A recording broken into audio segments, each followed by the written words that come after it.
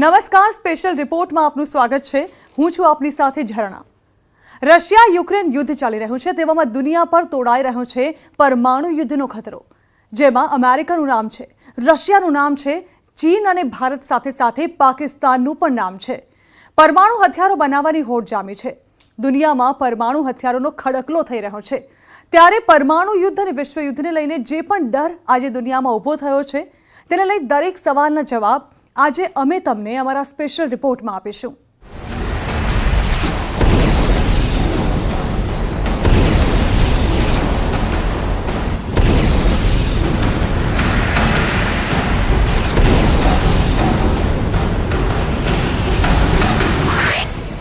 શું પરમાણુ બોમ્બ ફૂટવાનો છે?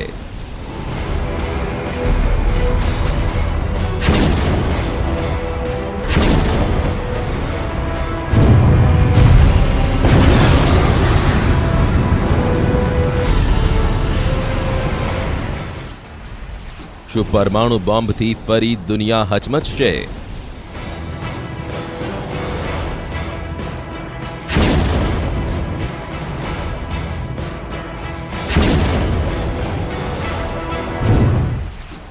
શું ન્યુક્લિયર વોરનો ખતરો વધી ગયો છે?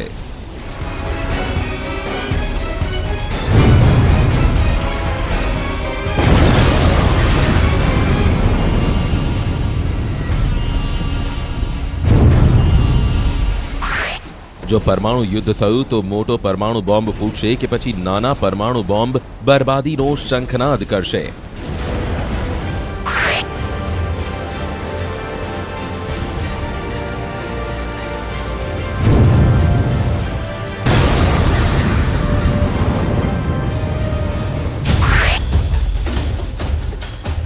જો આ થયું તો તે થશે જેને જોઈને આખી દુનિયા હચમચી જશે।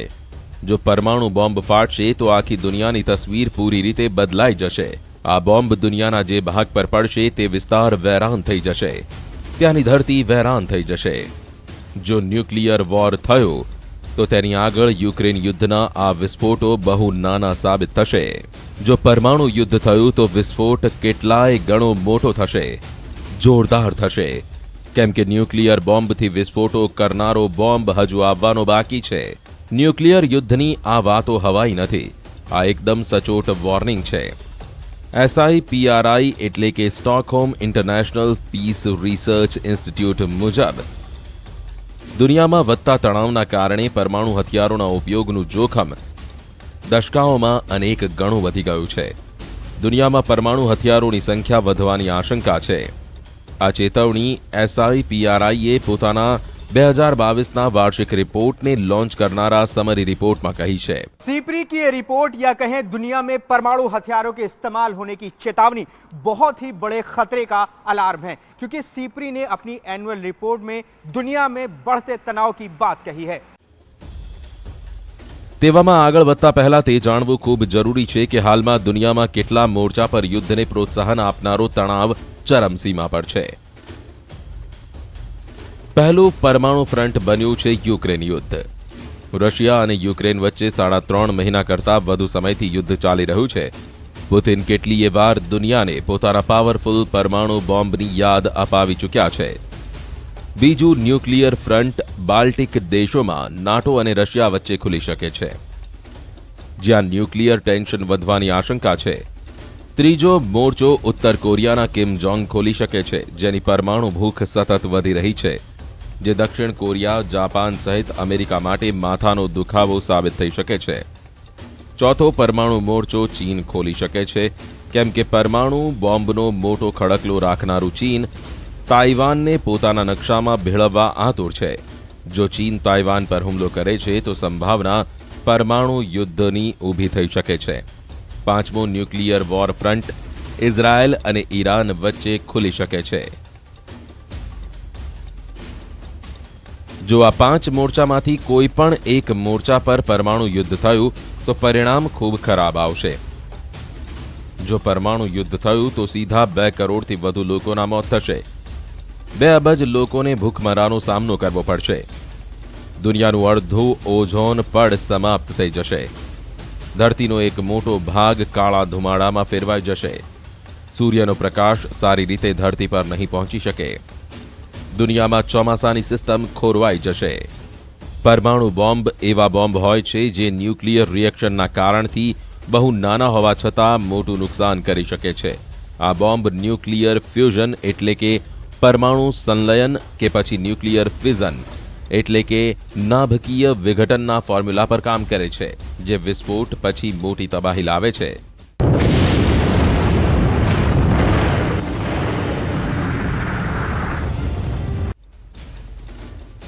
FAS એટલે કે ફેડરેશન ઓફ અમેરિકન સાયન્ટિસ્ટના મુજબ 3600 પરમાણુ હથિયાર મિસાઇલ પર લગાવવામાં આવ્યા છે અને સૈન્ય દળોના નિયંત્રણમાં છે, જેમાંથી 1800 હથિયાર હાઈ એલર્ટ મોડમાં છે અને શોર્ટ નોટિસ પર હુમલા માટે તૈયાર રહે છે.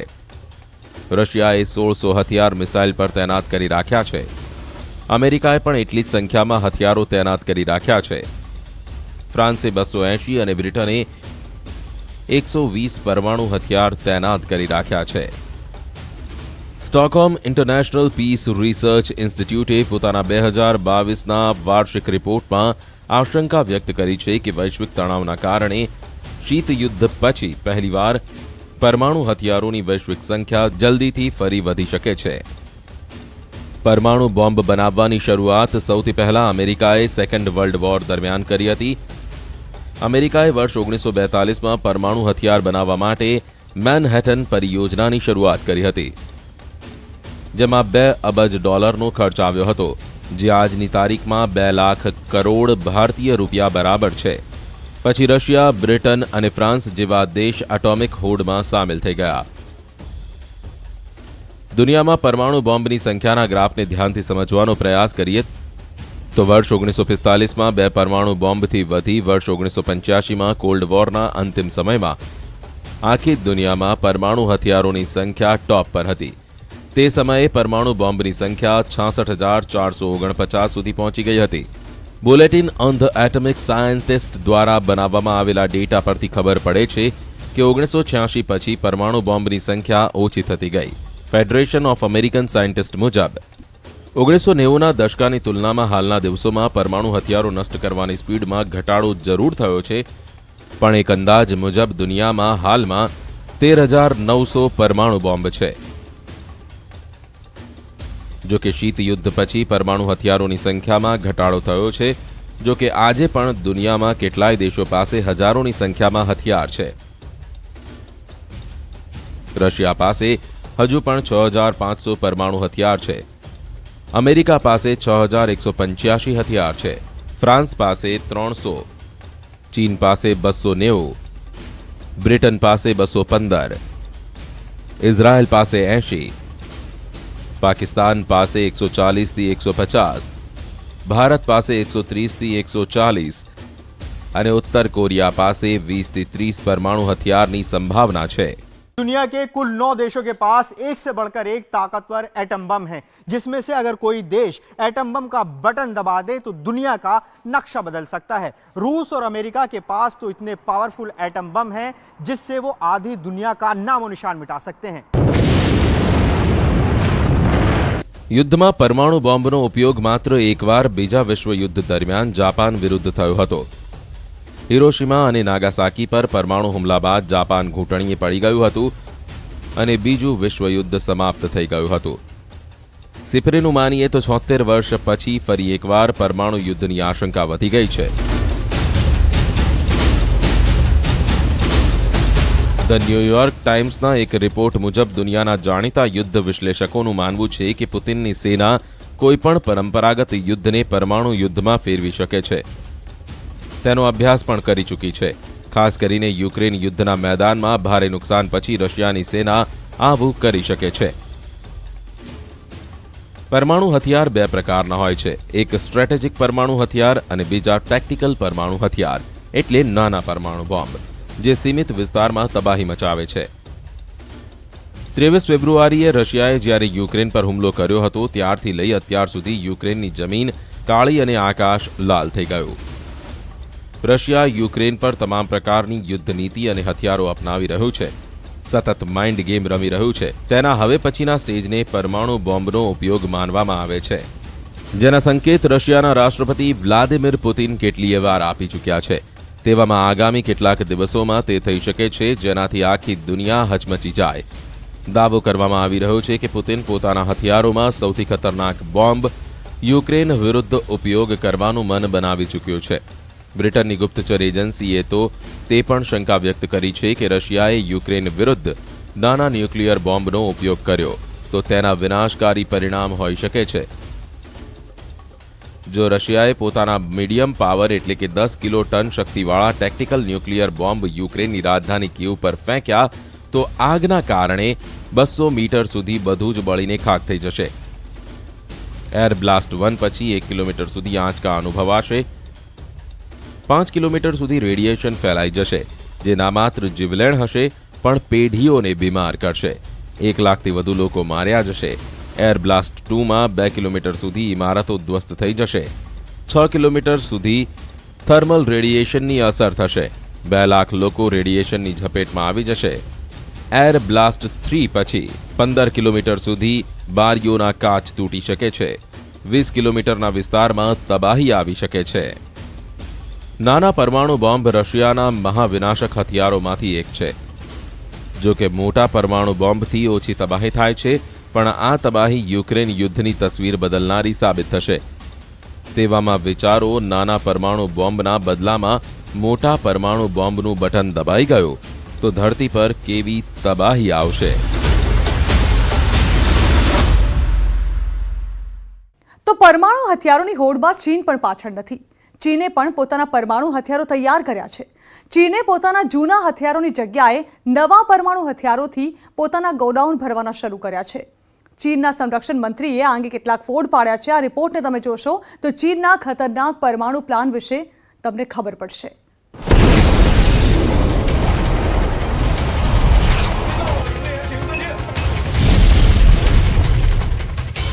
DF-21 range 2000 kilometre. DF-21ની રેન્જ 2000 કિલોમીટર. આ ચીનની કેરિયર કિલર મિસાઇલ છે. DF-31 range 11000 kilometre.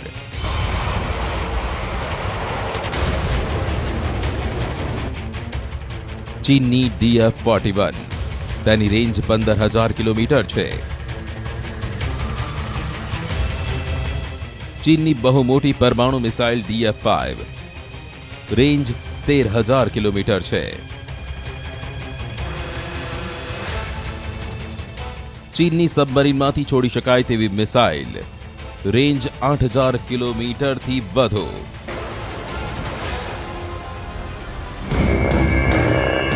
ચીનના આ મિસાઇલ ખડકલા અંગે બતાવવાનું બહુ મોટું કારણ છે ચીનનો મિસાઇલ સ્ટોર.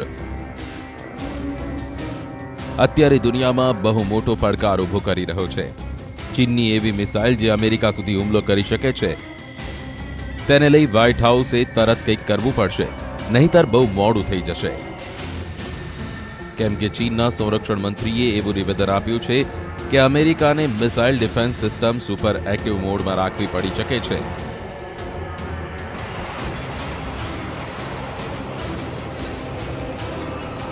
ચીનના સરકારી મીડિયા ગ્લોબલ ટાઈમ્સમાં છપાયું છે કે ચીનના સંરક્ષણ મંત્રીએ પોતાની ન્યુક્લિયર પાવરના ખૂબ વખાણ કર્યા છે અને નવા પરમાણુ હથિયારો અંગે કહ્યું છે.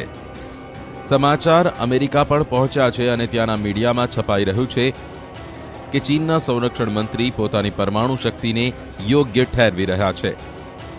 ઇન્ટરનેશનલ ન્યૂઝ એજન્સી રોયટર્સમાં રિપોર્ટ છે કે ચાઇનીઝ ડિફેન્સ મિનિસ્ટર પરમાણુ બિલ્ડઅપને પોતાના બચાવમાં ભરેલું પગલું કહે છે.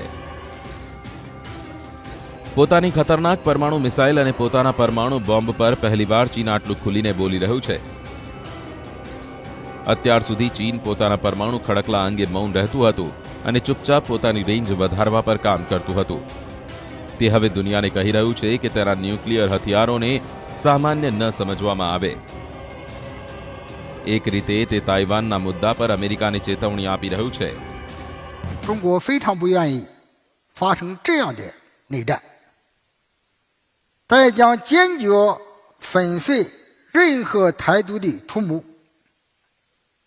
如果有人胆敢把台湾分裂出去，我们一定会不惜一战，不惜代价，一定会打到底。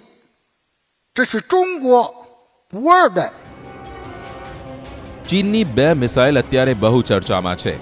ચીનની બે મિસાઇલો પર અત્યારે ટોક્યોથી લઈ વોશિંગ્ટન ડીસી સુધી બ્રેઇન સ્ટોર્મિંગ સેશન ચાલી રહ્યું છે. એક્સપર્ટ વચ્ચે મિલિટરી કમાન્ડ વચ્ચે ગહન ચર્ચા થઈ રહી છે.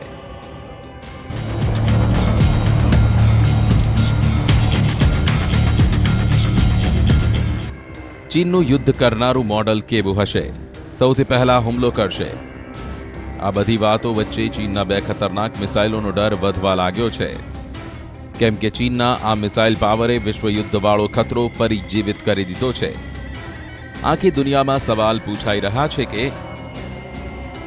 શું ચીન પરમાણુ હુમલો કરી દેશે? આવું થયું તો જિનપિંગ નિર્ણય કેટલી વારમાં લેશે? જો તેમણે બટન દબાવવાનો નિર્ણય લીધો તો ચીનનો પ્રથમ ટાર્ગેટ કોણ હશે? શું ચીનનું નિશાન અમેરિકા હશે? શું ચીનનું નિશાન જાપાન હશે? કે પછી તાઇવાન પર ચીનનો પહેલો પરમાણુ બોમ્બ પડશે? ચીન પર આ સવાલોના જવાબો આગળ બતાવીશું, પણ આ રિપોર્ટને ધ્યાનથી જુઓ, કેમ કે આજે અમે તમને ચીનથી આ દુનિયાને કેટલો મોટો ખતરો તોળાઈ રહ્યો છે તેના પર 5 મોટી અને જરૂરી વાતો કહેવા જઈ રહ્યા છીએ. તે પહેલા ચીનના સંરક્ષણ મંત્રીની વધુ એક વાત સાંભળો, જેમાં મોટી ધમકી છુપાયેલી છે.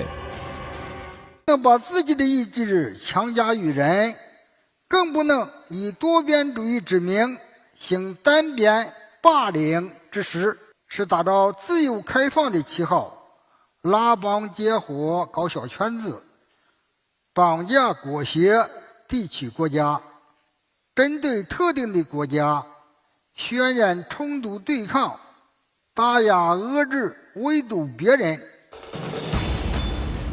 ચીનની ધમકીને લઈ આખો પેસિફિક એટલે કે પ્રશાંત મહાસાગરનો વિસ્તાર એલર્ટ થઈ ગયો છે. અમેરિકા આ વિસ્તારમાં મોટો ખેલાડી છે અને ચીનની વધતી તાકાત, તે પછી પરમાણુ બોમ્બ હોય, મિસાઇલ હોય કે પછી તેની નૌસેનાની સાઇઝ, ચીનના તમામ ઓપરેશન પર બહુ ચર્ચા થઈ રહી છે. જો દક્ષિણ ચીન સાગર, પૂર્વી ચીન સાગરમાં ચીન યુદ્ધની શરૂઆત કરે છે તો તેની નૌસેનાનો મુકાબલો કોની સાથે થશે? હુમલા કોની વિરુદ્ધ થશે અને શું આ હુમલામાં પરમાણુ અટેકની પણ જરૂરિયાત ઊભી થઈ શકે છે? તેના પર અમેરિકાના એક્સપર્ટ આજકાલ પોતાની વાત રજૂ કરી રહ્યા છે. We've witnessed a steady increase in provocative and destabilizing military activity near Taiwan. And that includes PLA aircraft flying near Taiwan in record numbers in recent months, and nearly on a daily basis. And we remain focused on maintaining peace, stability, and the status quo across the Taiwan Strait. But the PRC's moves threaten to undermine security and stability and prosperity in the Indo-Pacific. અમેરિકાના સંરક્ષણ મંત્રીનું વલણ તમે જોયું?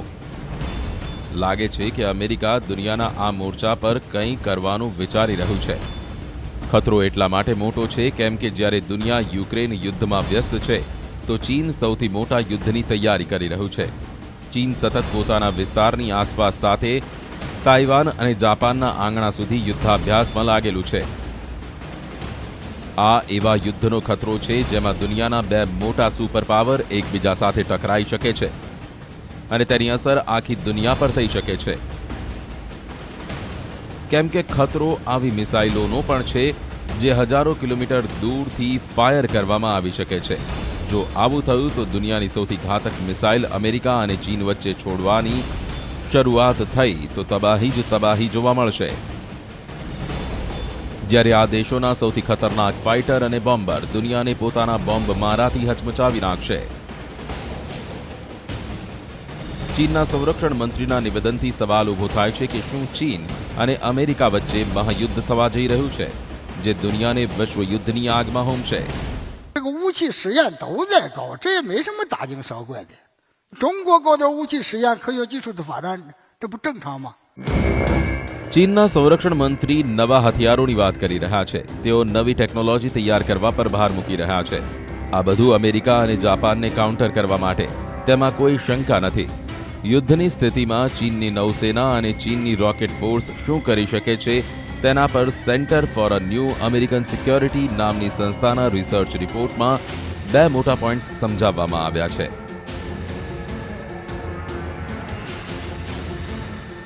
ચીન અને અમેરિકાના યુદ્ધના ખતરા પર આ રિપોર્ટ માટેની ચર્ચા આખી દુનિયામાં છે. પહેલી વાત કે ચીન આ યુદ્ધમાં તાઇવાન પર પરમાણુ હુમલો કરી શકે છે, એટલે તાઇવાનને ચીન પૂરી રીતે તબાહ કરી દેશે અને ચીન આ દુનિયાને બીજું હિરોશીમા બનાવી શકે છે. બીજી વાત તે છે કે ચીન તાઇવાન પર હુમલો કરતા પહેલા અમેરિકા પર હુમલો કરશે. તેના ટાર્ગેટ પર હવાઈ ટાપુ સાથે અલાસ્કા હશે અને મેનલેન્ડમાં સેન ડિએગો સુધી મિસાઇલ હુમલા કરશે. ચીન અમેરિકા સાથે જાપાનને પણ નહીં છોડે. તે પ્રશાંત મહાસાગરમાં અમેરિકાના અડ્ડાઓ તબાહ કરશે, જેમાં ગ્વામ સહિત મોટા સૈન્ય અડ્ડાઓ સામેલ છે. પણ આ બધું તાત્કાલિક નહીં થાય. પ્રશાંત મહાસાગરમાં તણાવ રહેશે, યુદ્ધ ચાલતા રહેશે, પણ ફાઇનલ હુમલા પહેલા ચીન આસપાસના ટાર્ગેટને સમાપ્ત કરશે. Center for a New American સિક્યોરિટીના રિપોર્ટમાં કહેવામાં આવ્યું છે કે ચીન અને અમેરિકા વચ્ચે યુદ્ધ થયું તો પહેલા અઠવાડિયામાં કોઈને પણ સરસાઈ નહીં મળે. કોઈ જીતતું કે કોઈ હારતું નજરે નહીં પડે. એટલે ખતરો એવો છે કે તાઇવાનને લઈ જો યુદ્ધ થયું તો આ યુદ્ધ યુક્રેનમાં ચાલી રહેલા યુદ્ધની જેમ લાંબુ ખેંચાઈ શકે છે. ચીનનો પ્રયાસ હશે કે તે તાઇવાનની લીડરશિપને સમાપ્ત કરે કે પછી તેને હટવા મજબૂર કરી દે. પણ ચીનની આ રણનીતિ આગળ તેના 2 મોટા દુશ્મન છે. પહેલું છે અમેરિકા અને બીજું છે જાપાન. જાપાને ચીનના પરમાણુ ઇરાદા બતાવવા માટે હિરોશીમાનો ઉલ્લેખ કર્યો છે. 核兵器のない世界への道のりは一層厳しくなっていると言わざるを得ません。しかしながら、こうした厳しい現状だからこそ、私は被爆地広島出身の総理大臣として、核兵器のない世界に向けて声を上げ、汗をかき、この現状を反転し、少しでも改善するべく行動してまいります。 ચીનને લઈ આ ખતરાને ઓછો ના આંકી શકાય, કેમ કે ચીને બહુ પહેલા આ ઇરાદા બતાવવાના શરૂ કરી દીધા છે. તે પછી દક્ષિણ ચીન સાગરમાં તેની કેરિયર ફોર્સની એક્સરસાઇઝ હોય કે પછી અમેરિકાના જંગી બેડા પર તેની કેરિયર કિલરવાળી મિસાઇલ સ્ટ્રેટેજી હોય. પહેલી છે DF-21D અને બીજી છે DF-26. આ બંને એન્ટી-શિપ બેલેસ્ટિક મિસાઇલ છે. DF-21Dની રેન્જ 1500 કિલોમીટર છે, જ્યારે DF-26ની રેન્જ 5000 કિલોમીટર છે. જેમાં DF-21D એકદમ સચોટ છે, જે ટાર્ગેટના 10 મીટરના વ્યાપમાં હુમલો કરી શકે છે. ચીન કહેતું આવ્યું છે કે અમેરિકા તાઇવાનને લઈ પોતાની ફ્લેગશિપમાં એક ચીનવાળા સિદ્ધાંતને ખોખલો સાબિત કરવા માંગે છે. ચીન કહેતું આવ્યું છે કે તાઇવાન મુદ્દે એવો બદલાવ કરવો અને તાઇવાન સ્ટ્રેટ પર પોતાની સ્થિતિ બદલવાના પ્રયાસ અમેરિકાને નુકસાન પહોંચાડશે. પણ અમેરિકા પાસે પણ તેનો જવાબ છે, જેમાં ચીન માટે તાઇવાનને લઈ એક વોર્નિંગ છુપાયેલી છે. One China policy, we will continue to fulfill our commitments under the Taiwan Relations Act. And that includes assisting Taiwan in maintaining a sufficient self-defense capability. And it means maintaining our own capacity to resist any use of force or other forms of coercion that would jeopardize the security or the social or economic system of the people of Taiwan. Taiwan અને જાપાનને લઈ ચીન સતત ઉશ્કેરણીજનક પગલાં ઉઠાવી રહ્યું છે. ચીનની એરફોર્સ અને તેના બોમ્બર સતત જાપાન અને તાઇવાનની એરસ્પેસ નજીક પેટ્રોલિંગ કરી રહ્યા છે. તે એટલા માટે કેમ કે ચીનના ટાર્ગેટ પર જાપાન પણ છે અને તાઇવાન પણ છે. આ છે ચીનનું સૌથી ખતરનાક ન્યુક્લિયર બોમ્બર H-6K, જેની રેન્જમાં અમેરિકાના તે અડ્ડા પણ છે જે પ્રશાંત મહાસાગરમાં તેનો બહુ મોટો મિલિટરી બેઝ માનવામાં આવે છે. અને તેને ટાર્ગેટ કરવા માટે ચીન લોંગ રેન્જ મિશનવાળા H-6K બોમ્બરનો ઉપયોગ કરી શકે છે. જ્યારે આ બોમ્બર આકાશમાં હોય છે ત્યારે તે રિફ્યુલિંગ પછી પ્રશાંત મહાસાગરમાં અમેરિકન ગ્વામ મિલિટરી બેઝ સુધી પરમાણુ હુમલા કરી તેને બરબાદ કરી શકે છે. ચીન પોતાની પરમાણુ મિસાઇલોનો ઉલ્લેખ કરી સાથે તાઇવાન આસપાસ પોતાની બોમ્બરવાળો પાવર એટલા માટે બતાવી રહ્યો છે કેમ કે તે તાઇવાન અને અમેરિકા બંનેને ડરાવવા માંગે છે. ચીન અમેરિકાને ખબરદાર કરવા માંગે છે. યુક્રેન પર રશિયાના હુમલા અને ત્યાંથી થઈ રહેલા બોમ્બમારાને કારણે જિનપિંગના હોંસલા આજકાલ બુલંદ છે. આ જ કારણ છે કે હવે તે પરમાણુ ધમકી આપતા પણ ખચકાતો નથી. તો આ સાથે સ્પેશિયલ રિપોર્ટ અહીં સમાપ્ત કરીશું અને વધુ સમાચારો વિસ્તારથી જોવા માટે આપ જોતા રહો ન્યૂઝ 18 ગુજરાતી.